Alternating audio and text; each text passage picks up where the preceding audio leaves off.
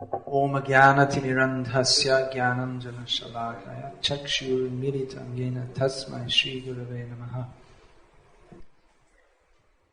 ISKCON before Prabhupada left and after Srila Prabhupada left must be a continuum. It's not different. Some devotees who are not very happy with with some things in ISKCON today, they try to portray as if ISKCON from November the 15th, 1977 was just like completely different to what it was before. But as Hari Shari Prabhu was saying, the same principles have to be, the eternal principles have to be continued, and that is our offering to Prabhupada. At the same time, there are differences. There were no devotees in Lithuania, or many places. Actually, ISKCON has tremendously expanded in the number of countries, and number of temples, and number of devotees since there are differences in other ways also. Just like our two mothers were speaking about how there was a mood of emergency, we have to save the world. So we've settled down a bit. ISKCON at 40 is in middle age. Actually, after Prabhupada left, for quite a few years afterwards, there was still a very strong pushing mood and saving the world. And that should still be there. It's not completely changed. But inevitably, as devotees get older and the movement gets older, our perspective has in many ways changed also. Srila Prabhupada had Prabhupada was talking about changing the world, and he had some specific ideas of how that should be done. That he spoke of how we should have farm communities, and he said people will join these communities in their millions. Srila Prabhupada, different devotees have said that, he said that I wanted to establish Varnashram Dharma. They said that's 50% of my work. So if we think what Prabhupada did, and then we think that Prabhupada is saying 50% of my work is not done in not establishing Varnashram, you can imagine what a big challenge that is. That's bequeathed to us. So, an inevitable result of not being able so far, of whatever reasons, to do that, is that we culturally and economically we fall back on the mainstream society.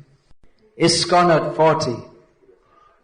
If we have to come before, we do. We come at Srila Prabhupada's lotus feet and offer ISKCON at 40. The different people would have very different perceptions of what we have to offer Prabhupada, how we've continued the legacy. Srila Prabhupada wrote in one purport that after the Acharya leaves there is chaos. And actually there was a pretty chaotic situation in our movement for quite a few years, while at the same time there was tremendous expansion going on. The chaos has more or less been contained at the present time. There was a lot of confusion. One great thing that we have to offer Prabhupada is that we have an ISKCON to offer Prabhupada. Srila Prabhupada said that your love for me will be seen by how you cooperate to keep this movement together after I leave. And that there is a united international preaching movement which has expanded much beyond the ISKCON of 1977, is an achievement to offer to Srila Prabhupada. As those who are leaders of this movement at the international level or at local levels can appreciate that holding people together on the ideal of Krishna consciousness, it's not such an easy thing. When we see how Srila Bhaktisiddhanta Saraswati Thakur made such a tremendous dynamic preaching movement which exploded or imploded very shortly after his departure. It is a great achievement that ISKCON is together still. But there are so many disturbances, but there is this and but there is that. I've been a historian for the last few years, studying the history of the Gaudiya Math in writing a biography or whatever you want to call it of Srila Bhaktisiddhanta Saraswati Thakur. And I deliberately chose not to include many things which, if we hear them, might make us think that, well, why are these people devotees or what's going on? Because the really important history of Srila Bhaktisiddhanta Saraswati Thakur's movement and the really important history of ISKCON is how it has carried on the eternal tradition and is continuing to give that to the world.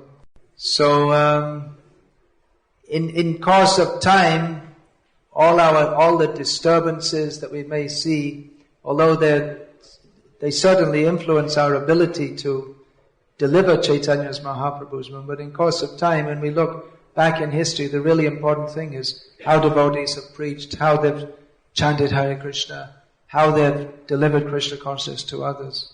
Some thoughts of mine on ISKCON certainly is a very big subject, and one that we devotees talk about and continue to talk about and will continue to talk about. Really the life of ISKCON and the success of ISKCON rests in understanding what are Srila Prabhupada's desires and surrendering to that and following to that.